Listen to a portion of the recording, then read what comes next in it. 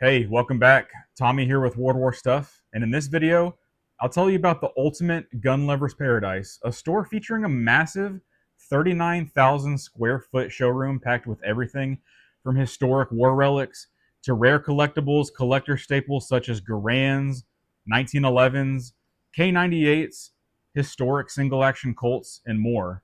And where I picked up this model 1916 Spanish Mauser.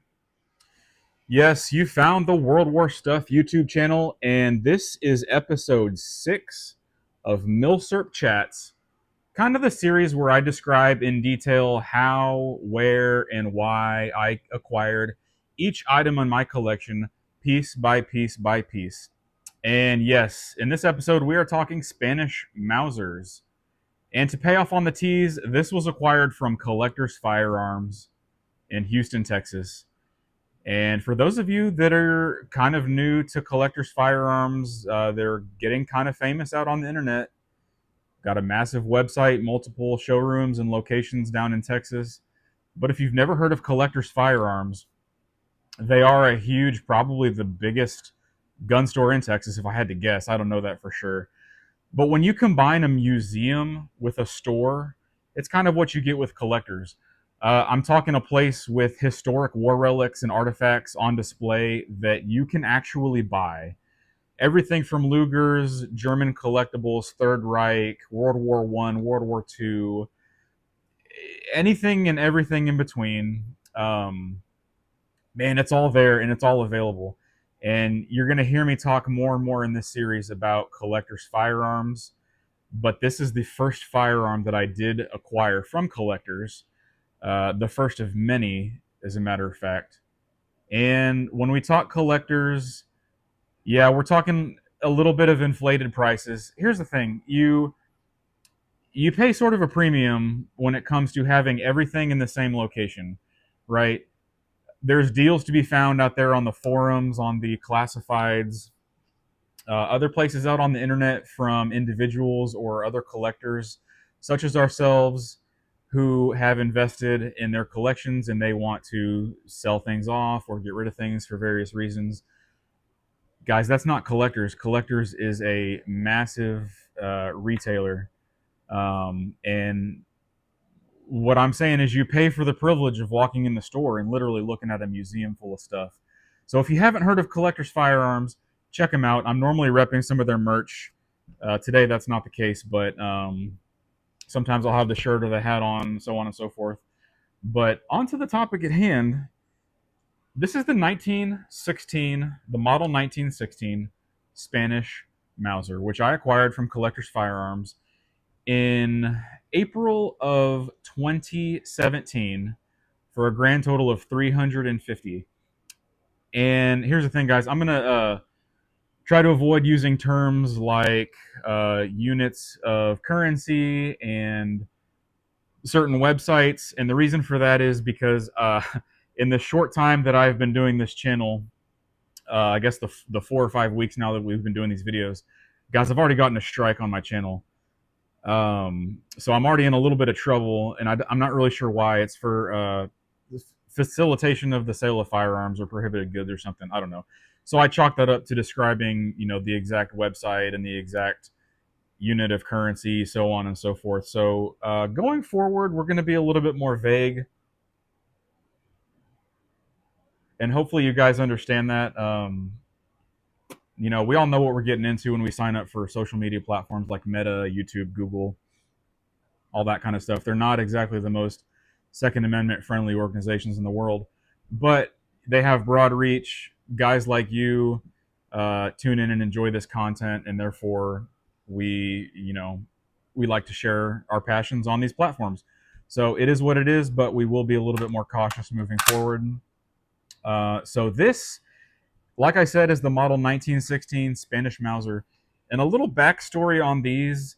These were real popular 6, 7, 8 years ago. There were tons of videos out on YouTube about these rifles, and you can go back and look. Just search Spanish 1916 Mauser. The videos are all over the place, but I haven't really seen many videos lately. In fact, I haven't found any within the last several years.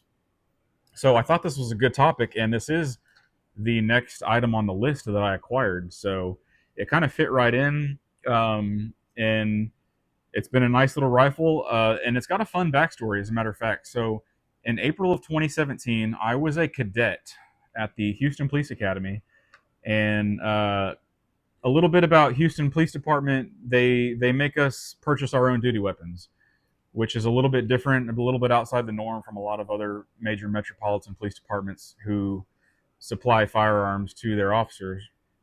At Houston PD, that's not the case.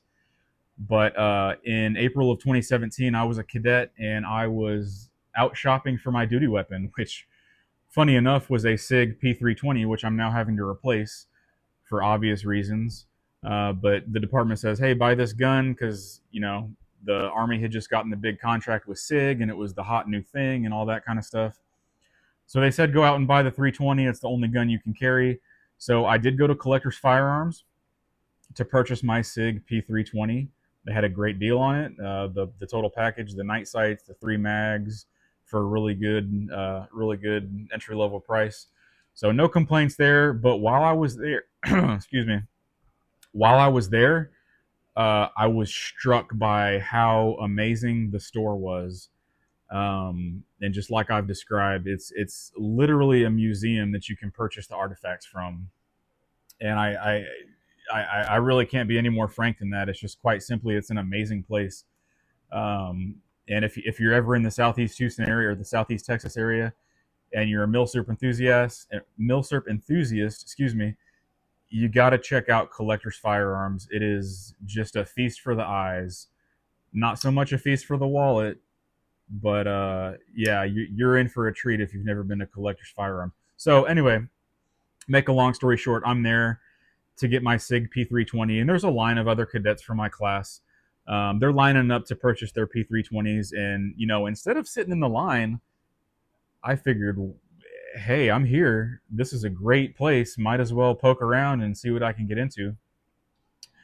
Not having the collector pedigree that I do now, I'm looking around and I don't know a whole lot about what I'm looking at. But the first thing that jumps out at me about this particular piece is that they had it listed as a 308 Winchester Mauser. And a little bit on the 308s, we'll touch on the conversion side of things. Obviously, this rifle was originally chambered in 7mm Mauser. We'll go on a little bit more into the detail of the development and history on that side of things. But later on in the 20s, 30s, 40s, 50s, somewhere in that time period, they would convert a lot of these. Well, not the 20s and 30s, but later on, 50s and 60s, more or less, these would be converted or rebarreled to not 308 Winchester, but actually to 7.62 CETME, which is different than 7.62 NATO. And again, we'll touch on this a little bit later, but Collector's Firearms had it listed as a 308 Winchester, which, dimensionally, it's almost identical to those cartridges. But if you have any sort of Milsurp savvy, or really any shooting savvy in general, you're aware of the differences between 308, 7.62 NATO, and maybe even 7.62 CETME, which is a whole other beast. But we'll get into that. Let's touch on the history and development of the Spanish Mauser rifle.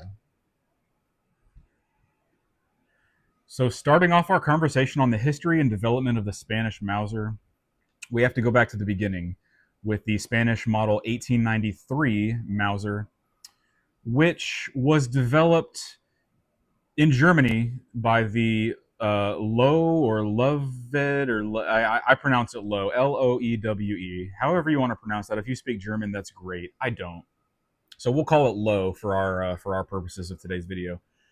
Manufactured at Lowe, Germany, and so Spain would test out some different rifles in the 1890s. And remember, guys, if you've been around this channel, you've heard me give this spiel. I am not a historian. There are much better channels out there to tell you the history and development of certain rifles. Check out C and Arsenal. Check out Forgotten Weapons. Other channels that do a fantastic job of interpreting primary source data and bringing it to you in a digestible format.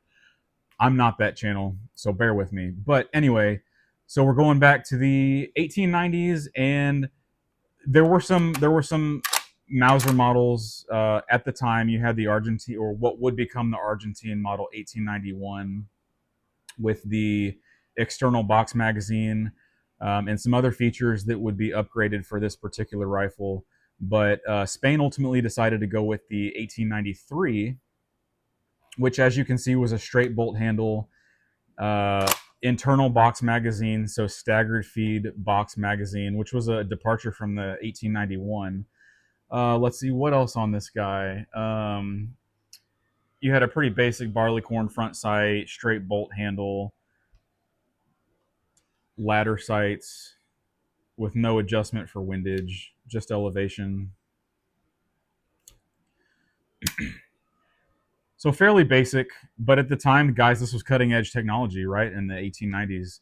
And then ultimately, Spain would go on to fight the U.S. in the Spanish-American War, and we all know that story, or more or less. You've got the American invasion of Cuba with the famous Battle of San Juan Hill. What was it? The defending force of Spaniards with about 750 soldiers took on the American attackers. I want to say about 6,000, 6,500 troops that were basically charging with their 3040 Krags, their Krag Jorgensens, the model 1896, I believe they were equipped with standard issue. In a pretty famous battle, actually, you had the Buffalo Soldiers and Teddy Roosevelt's unit. So the Battle of San Juan Hill was a really pivotal moment in terms of weapons development, because that defending force of 750 Spanish troops armed with this rifle right here would not necessarily hold off the American attackers, but would inflict some pretty serious damage to the tune of about 1,600 casualties, which is pretty severe. So that was really a wake-up call for the United States in terms of, we have got to get it together in terms of our small arms philosophy here. So obviously that would lead into the development of the Springfield 1903. The Springfield 1903 giving way to short rifle philosophy, and you had the SMLE doing the same thing in terms of, hey, we can have one rifle, or short rifle, carbine, whatever you want to call it. We'll call it a short rifle for the purposes of our video. But one universal short rifle that can equip all of our troops and basically do everything we need it to do, because the necessity of long range shooting and so on and so forth meant that we could do away with these long barrels, this 29-inch barrel on this model 1893, and would give way to something much, much shorter. And in terms of the Spanish Mauser, we're talking about this guy right here, the model 1916. And this is a different example from the one I showed you from Collector's Firearms. This one I picked up a little bit later, but you'll notice some features right off the bat that are a little bit different. First of all, obviously we're shorter. We've got a 21-inch barrel. We've got front sight protector ears, which give a pretty muddy, kind of terrible sight picture, to be quite honest.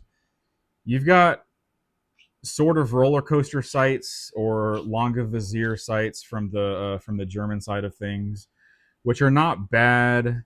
Again, with the front sight setup, it gets a little muddy, but this is just a standard tangent rear sight on a little roller coaster slider here. Other features, you've got the turn down bolt handle, which is a nice upgrade. You've got side mounted sling swivels, or sling mounts, for cavalry use or universal use. And then you've got a really nice, actually, shooting these rifles, I found this to be a cool feature, the indentation, or the thumb indentation, for the stripper clip loading, which is really nice on these rifles. And yeah, so the 1916 Mauser, this is the first rifle that I started shopping for bayonets for. Found the Spanish bayonet for this one, which was pretty cool. I'd never shot for bayonets, and I thought this was really neat. It was fairly cheap, maybe 30 or 40. I can't remember where I got it from, but pretty neat bayonet. And let's go ahead and look at the long rifle version. If I can get it off, bear with me.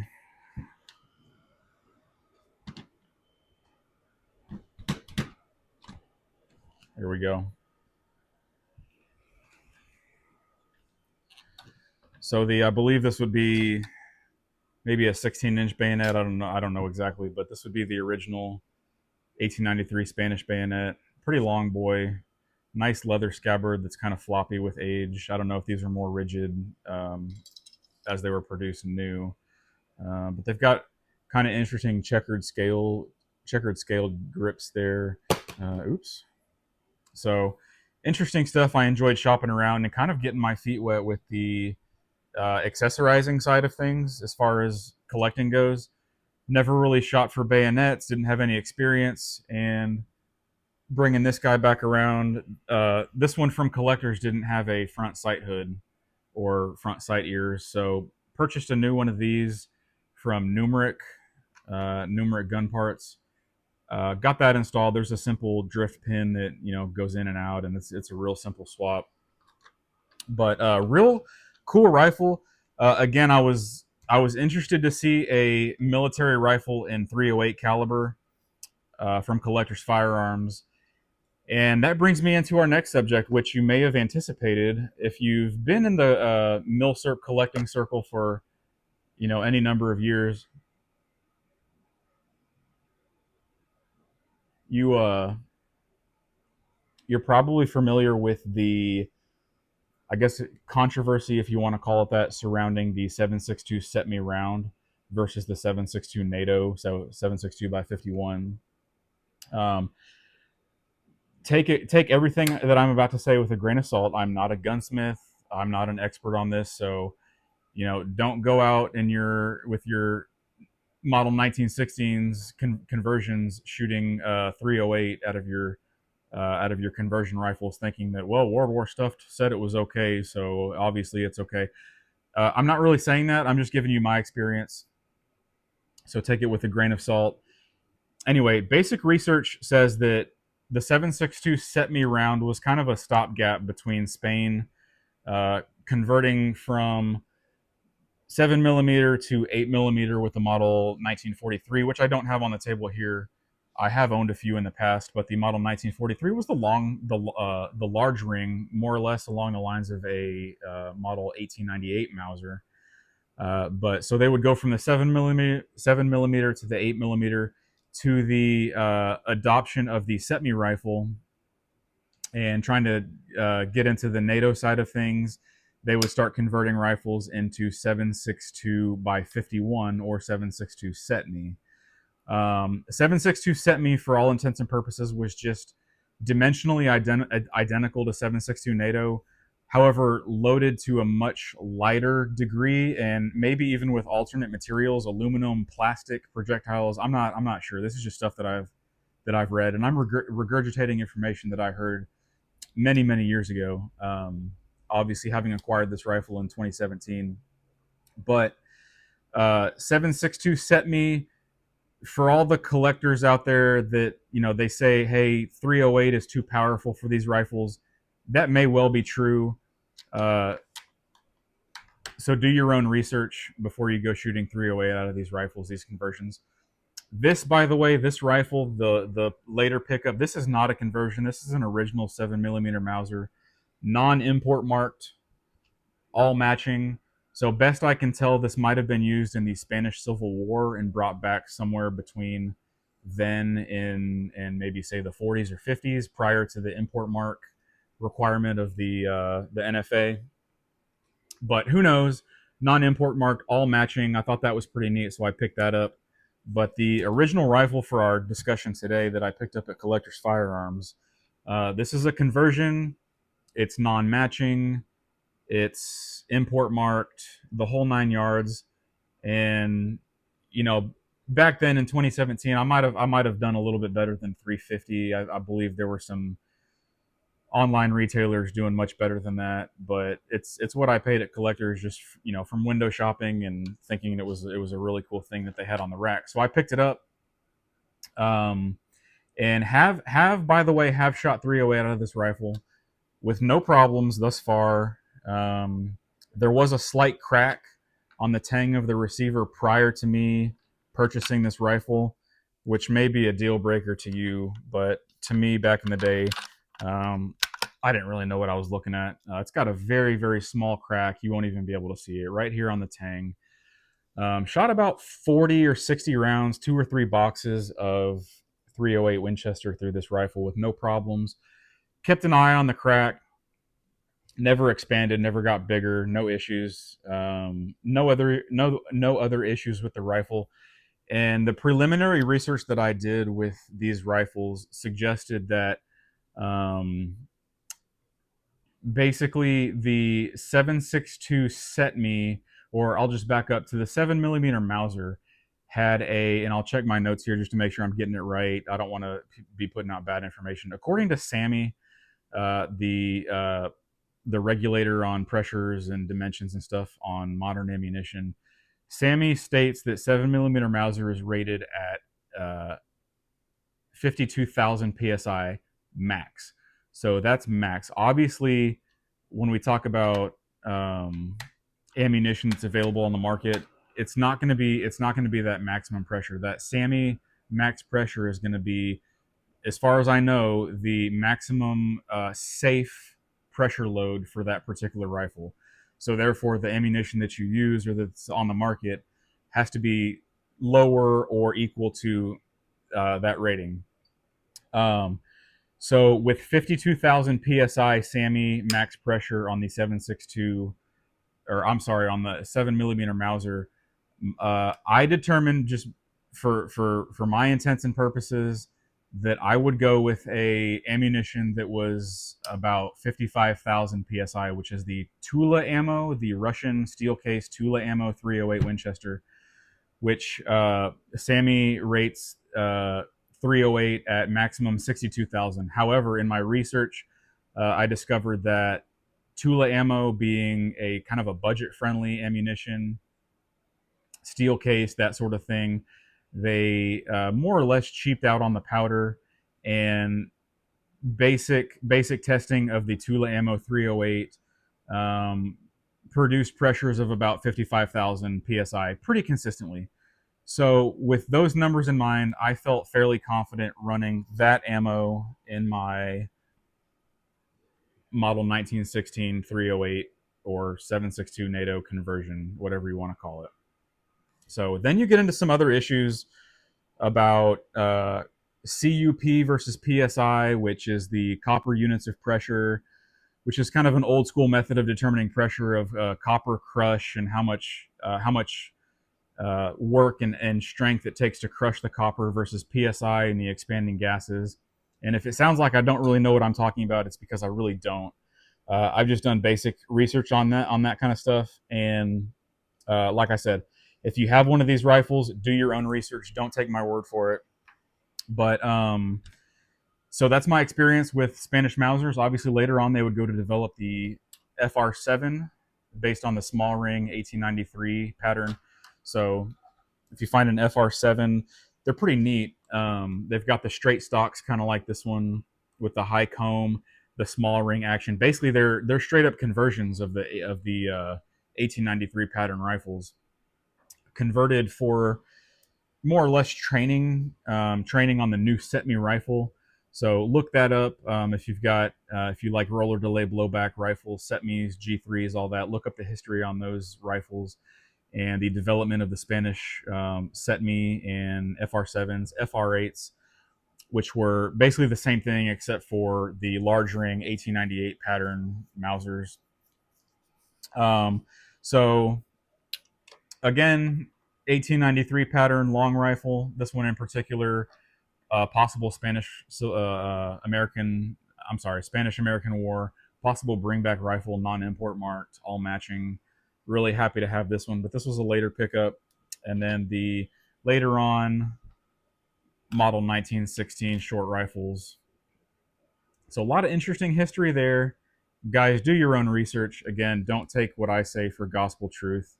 Let me know down in the comments if you have any other information to provide me or the other viewers of this channel. And as always, I really appreciate y'all hanging out. This is more or less a community. I'm not here to be braggadocious or to tell you about how awesome I am. I'm really trying to just cultivate a community of collectors here and Milsurp enthusiasts, detail nerds, dudes that share my passion for collecting military surplus items. And if that's you, I appreciate you being here. I appreciate you hanging down in the comments and telling me what you liked about the video, what you didn't like, what I did wrong, what I did right, all that good stuff. Guys, I appreciate you. I hope you'll stick around for the next one, and I'll catch you later. Bye.